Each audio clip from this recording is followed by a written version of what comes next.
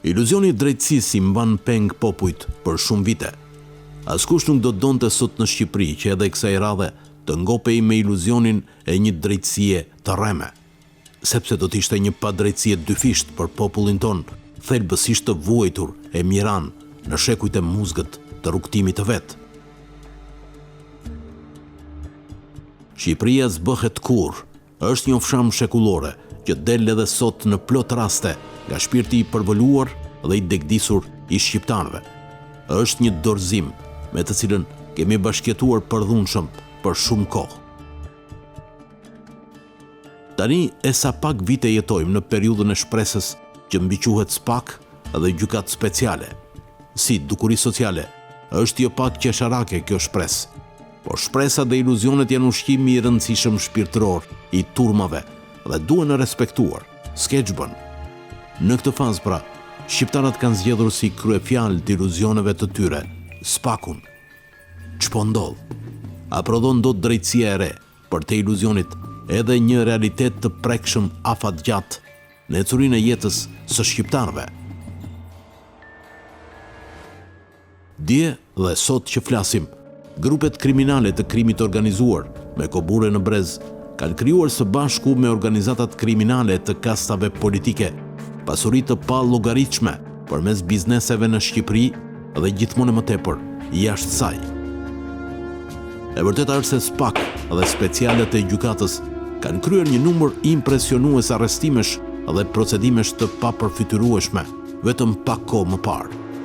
Por nëse disa koka janë prerë dhe koka të tjera priten se dosjet janë gati, organizatat kriminale me kobura apo me kollare vazhdojnë të ecin para si truste biznesi dhe interesash, duke zëvendësuar kokat e prera me koka trashëgimtarësh të rinj.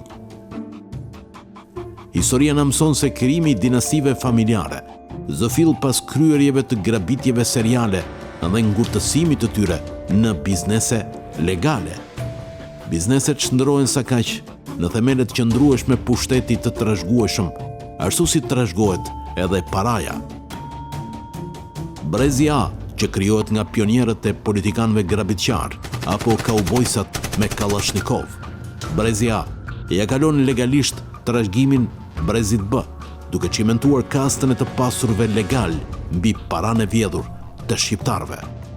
Kastat ose dinastit familjare janë ngritur tashmë në Shqipëri. Kush ka pak tru, e di kush janë. Kush ka sy, i sheh, dhe kush ka vesh, ua dëgjon bëmat dhe gjëmat. Herojnë të zinj janë kokrisur dhe madje tërheqës. Ata janë prijis të lindur të turmave frikacake.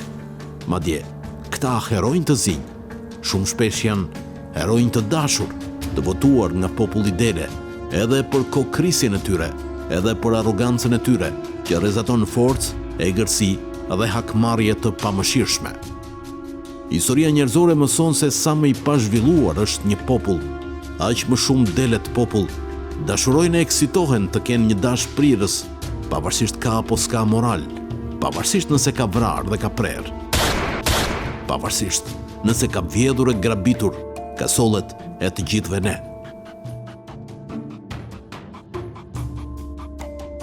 SPAK-u sot është në një përleshje krejt të pabarabartë kundrejt organizatave kriminale me kobure apo me kollare politike që kontrollojnë burime financiare dhe njerëzore të frikshme për nga përmasat dhe për nga egërsia vrasëse.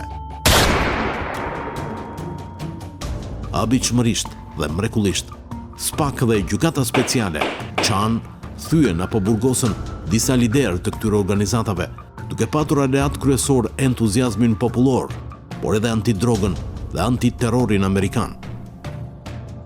Por tash duket sikur drejtësia ka ngecur në kurthin më të madh të kësaj lufte, për fat pa vrasje dhe gjak, në radhët e spakistëve.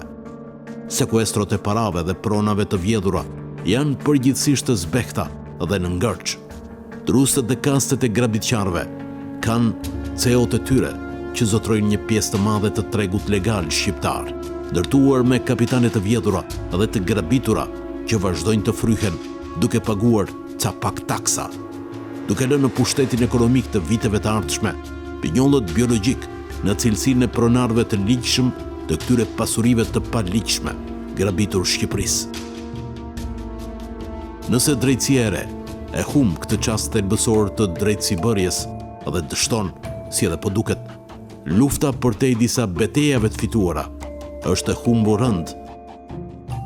Iluzioni i drejtësisë së kryer pa një drejtësi të kryer rrënjësisht, duke i kthyer shtetit shqiptar një pjesë të madhe të djersës dhe gjakut të grabitur, do të mbetet një fars. Madje, do ta kthej korrupsionin në një sëmundje edhe më të rëndë, pas një shans të zvoglimit të tij, gjë që edhe po ndodh në të vërtetë, përderisa paraja e vjedhur pjell sot shumë para legale që paguan edhe taksa, edhe TVSH. Do kemi vetëm disa koka të kputura, politikisht burgjeve, ndërsa trupi i trusteve, organizatave dhe sipërmarrjeve dëshiroj me shpejtësi plagët e goditjeve episodike dhe do vijoj të kontrolloj resurset ekonomike të Shqipërisë. Banka, resorte, miniera, fabrika, hotele, parti. Si edhe një frym thellësisht tregtare me interesat kombëtare të shqiptarëve, të kqyrur prej tyre me përbuzje. Sepse me paranë e vjedhur apo tjetërsuar në këto 30 vite, mund të ngrihet një fond sovran që do të kishte në arkën e vet shumë miliarda dollar. Miliarda dollar të mjaftueshme për universitete të vërteta dhe spitale të vërteta, për një industri të vërtet dhe një ushtri të vërtet që nuk i kemi dhe që mund dhe duhet i kemi. Shqipëria e djeshme primitive ishte një vend që dikur prodhonte çelik, energji elektrike pa fund dhe kish vetëm pak vite më parë vetë mbrojtjen ushtarake më të përsosur në Ballkan. Mjerimi është se kasat e hajdutëve dhe organizatave të tyre të biznesit përgjithsisht nuk kanë atë det tjetër përveç resorteve të tyre, llogarive bankare dhe interesave të shitshme. Borgjezia shqiptare mjerisht nuk është një borgjezi kombëtare që të lidhi pasgjithshmërisht me interesat jetike të atë dheut të shqiptarëve. E pra, drejtësia e re duhet i kthej parat shqiptarëve dhe të mos mjaftohet me mbushjen e burgjeve. Burgjet janë një gëzim i përkohshëm i turmave dhe i shesheve që duan hakmarrje dhe kokprerje. Janë thjesht një orgazm shterp. Historia mëson se kokprerja dhe hakmarrja nuk është drejtësi e mirëfillt. Është thjesht një përgjakje që mbyllet si plag nga sistemi financiar i trashëgimtarëve të familjeve përfituese të pasurive marramendëse. Më mirë, më pak burg dhe pranga spektakolare dhe shumë e shumë kapitale të kthyera në arkën e shqiptarëve. Paratë e sekuestruara janë fitoria e vërtet e drejtësisë së re shqiptare. Përderisa këto para nuk rrjedhin lum nga kasafortat e hajdutëve, për në kasafortat e shtetit, drejtësia ka si bilanc shtrydhjen e ca puçrave me qelb dhe kaq. Por ndoshta kjo është të kërkosh tepër nga shqiptarët.